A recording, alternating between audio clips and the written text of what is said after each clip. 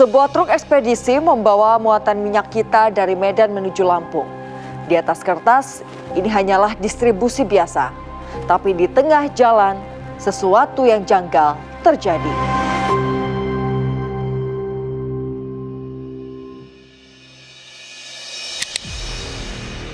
Truk Fuso berbuatan minyak kita itu bergerak dari wilayah Sumatera Utara dengan tujuan akhir Lampung.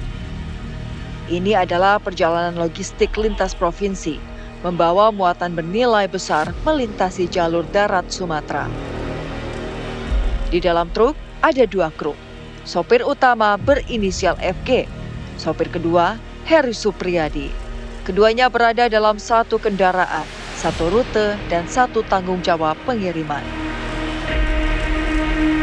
Bagi sopir jarak jauh, kabin truk bukan sekedar ruang kemudi. Di sana mereka bekerja, beristirahat, bergantian menjaga perjalanan, dan saling mengandalkan. Namun dalam kasus ini, ruang yang seharusnya dibangun atas kepercayaan justru berubah menjadi awal ancaman. Di kabin yang sama, 2 niat berbeda mulai berjalan berlawanan arah. Di belakang perjalanan itu ada muatan bernilai besar, sekitar 20 ton minyak kita. Barang yang seharusnya sampai ke tujuan distribusi justru diduga menjadi pemicu niat jahat. Disinilah posisi Heri menjadi penting. Ia bukan hanya sopir kedua, ia adalah orang yang mengetahui rute, muatan, dan tanggung jawab pengiriman. Ketika rencana penguasaan barang muncul, Heri disebut penolak. Penolakannya itu yang membuatnya berubah dari rekan seperjalanan menjadi penghalang. Dalam cerita kriminal seperti ini, korban seringkali tidak berada di tempat yang salah. Justru dia berada di posisi yang benar, menolak rencana gelap dan menjaga amanah yang dibawanya. Setelah rencana itu ditolak, FG diduga tidak bergerak sendiri. Polisi menyebut ia mengajak beberapa orang lain untuk menjalankan aksi. Nama-nama lain kemudian muncul dalam penyelidikan. ZN, AS, dan AN.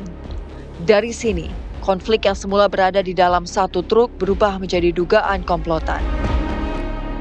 Satu bagian penting dari kasus ini adalah dugaan skenario palsu. Polisi menyebut peristiwa itu ingin dibuat seolah-olah sebagai aksi perampokan. Namun ada satu hal yang tidak bisa dikendalikan para pelaku, GPS. Pihak ekspedisi melihat pergerakan truk tidak sesuai rute. Armada itu terpantau berada di wilayah Riau, bahkan sempat bergerak tidak wajar. Kecurigaan semakin kuat ketika truk berhenti lama di titik yang tidak semestinya. Dari layar kecil itulah alarm investigasi menyala. Kecurigaan itu membuat pihak ekspedisi bergerak. Dengan pendampingan kepolisian, titik GPS ditelusuri ke kawasan Jalan SM Amin, Kecamatan Payung Sekaki, Pekanbaru.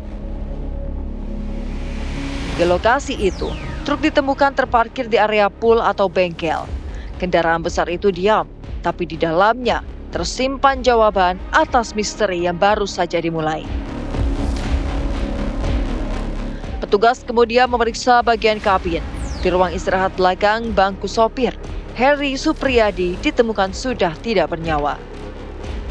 Jika kita bedah, kasus ini berdiri di atas 5 elemen. Pertama, muatan bernilai 20 ton minyak kita. Kedua, orang dalam yang memahami rute dan sistem pengiriman. Ketiga, korban yang menolak rencana penggelapan. Keempat, dugaan skenario perampokan palsu. Dan kelima, GPS yang justru membongkar penyimpangan itu. Polisi kemudian mengurai peran para pelaku. FG disebut menjadi otak utama sekaligus sopir pertama truk pengangkut minyak kita. ZN disebut terlibat dalam eksekusi. AS disebut ikut membantu jalannya aksi. Sementara AN masih berstatus daftar pencarian orang dan disebut terkait dengan fasilitas alat dalam rencana kejahatan. Setelah peristiwa itu, para pelaku diduga kabur berpencar. Polisi kemudian menyusun pengejaran lintas wilayah. Jejak pelarian ditelusuri dari Riau hingga Sumatera Utara.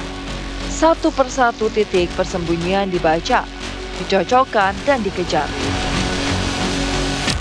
Penyelidikan akhirnya mengarah ke sejumlah lokasi. FG ditangkap di wilayah Sumatera Utara, ZN diamankan di Sumatera Utara, sementara AS ditangkap di Mandau, Riau. Namun satu pelaku lain, AN, masih masuk daftar pencarian orang. Bagi polisi, pengungkapan belum sepenuhnya selesai sampai seluruh pelaku mempertanggungjawabkan perannya. Balik setiap barang kebutuhan pokok yang sampai ke pasar ada perjalanan panjang yang jarang terlihat.